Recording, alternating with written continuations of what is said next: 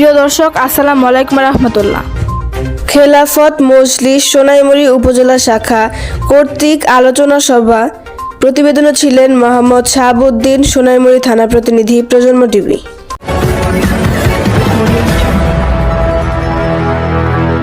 Dear viewers, Generation on TV, I welcome you.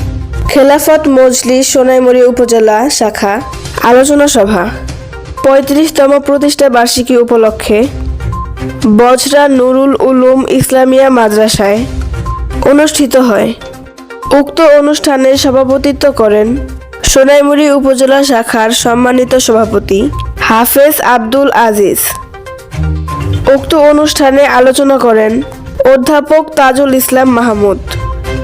বিশেষ অতিথি Saudi আরব রিয়াদ শাখার সহসভাপতি মাওলানা আব্দুল মাজেদ, নোয়াখালী জেলার সহসভাপতি মাওলানা ফয়জুল্লাহ ফয়াজ, মাওলানা নুরুল আলম, ডাক্তার ফাহাদ, মাওলানা জসিম।